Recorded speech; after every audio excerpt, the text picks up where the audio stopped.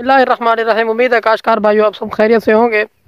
गंदम की फसल जब 80 से 85 दिनों की होती है उस वक्त उसको गोब की हालत कहते हैं कि उस वक्त वो जो फसल होती है वो तकरीबन गोब की हालत के अंदर आ चुकी होती है। ये जो मेरे सामने फसल है ये गोब की हालत के अंदर तो नहीं है, लेकिन 60 से 70 दिनों की फसल है। गोब की हालत का मतलब क्या होता है कि गोब की हालत वो होती है जिसके अंदर झंडा पत्ता निकल आया होता है और उसके साथ जो है वो सीटा निकल रहा होता है, तो उसको गोब की हालत कहते हैं। तो गोब की हालत के अंदर कौन कौन से जो अहम स्प्रे होते हैं वो करने होते हैं उसके बारे में आज हम बात कर रहे होंगे। अगर आपने हमारे चैनल को सब्सक्राइब नहीं किया तो हमारे चैनल को सब्सक्राइब कर दें और बेल के बटन को दबा दें ताकि फसलों के मुतालिक तमाम वीडियोज़ आप तक बर वक्त पहुँच सकें। काश्तकार भाइयों, अगर हम मिक्स स्प्रे की बात करते हैं कि हम पोटाश और बोरान का गोब की हालत के अंदर स्प्रे करवा सकते हैं, तो बिल्कुल करवा सकते हैं आप। तो उस वक्त जब हम पोटाश और बोरान का स्प्रे करवाते हैं तो बहुत सारे काश्तकार भाइयों का सवाल होता है कि हम इसके साथ किसी और चीज़ का भी इस्तेमाल करवा सकते हैं। फॉर एग्जांपल जिन्होंने अभी अमाइनो एसिड यूज़ नहीं किए होते तो वो कहते हैं कि हमने अमाइनो एसिड इस्तेमाल करवाने हैं, तो वो पूछते हैं कि हम क्या इसके साथ अमाइनो एसिड इस्तेमाल करवा सकते हैं। तो बिल्कुल करवा सकते हैं और पोटाश और बोरान के साथ अमाइनो एसिड्स बिल्कुल मिक्स करवा सकते हैं।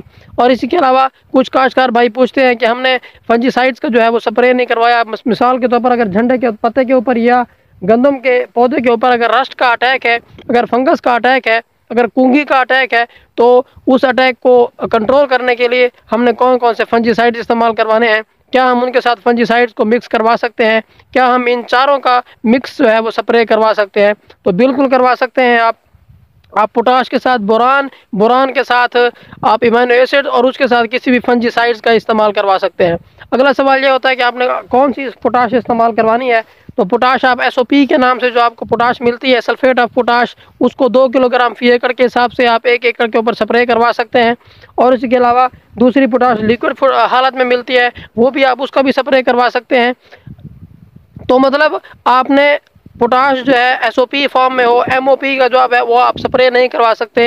एसओपी हो गई, लिक्विड पोटाश हो गई या पोटाशियम नाइट्रेट हो गई, इनका मिक्स आप स्प्रे करवा सकते हैं।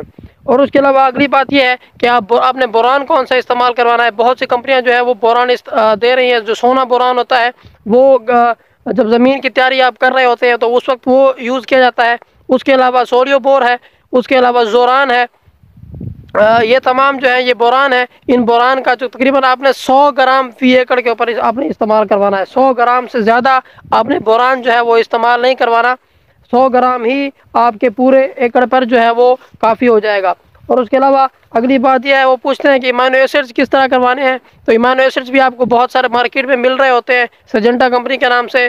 सजेंटा कंपनी के पास एज़ापियान जो है वो अमीनो एसिड है, वो अमीनो एसिड्स आप यूज़ करवा सकते हैं। और उसके अलावा बहुत सारे अमीनो एसिड हैं, जैसे कि जाफर ब्रदर्स के पास टैकामिन मिक्स के नाम से है, वो अमीनो एसिड्स आप मिक्स करवा के स्प्रे करवा सकते हैं। तो जब हम इन तीनों का स्प्रे जो है वो मिक्स करवा देंगे तो आपकी जो फसल होगी इंशाल्लाह बेहतरीन हो जाएगी। और अगली बात यह है कि वो पूछते हैं कि फंजीसाइड कौन सा इस्तेमाल करवाने हैं। तो आप फंजीसाइड्स भी इस्तेमाल करवा सकते हैं। टिल्ट जो है ये सबसे बेहतर फंजीसाइड है। और उसके अलावा एक दो और फंजीसाइड्स हैं वो भी आप जो है वो मिक्स करवा कर स्प्रे करवा सकते हैं।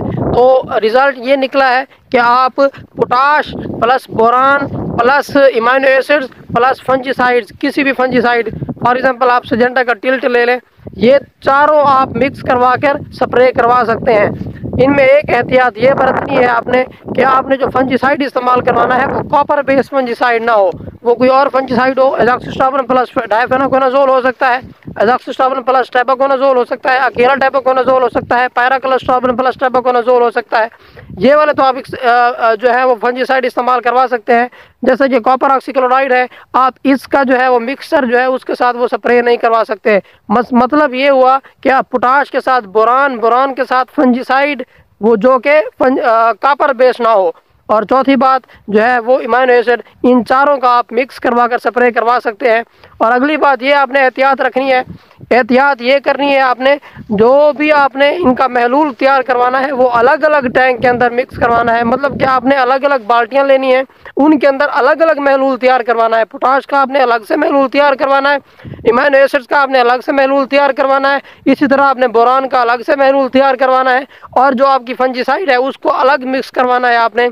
इन चारों को अलग अलग मिक्स करवा के फिर किसी भी एक टैंक में डालकर आप स्प्रे करवा सकते हैं, आपको बेहतरीन रिजल्ट मिलेंगे।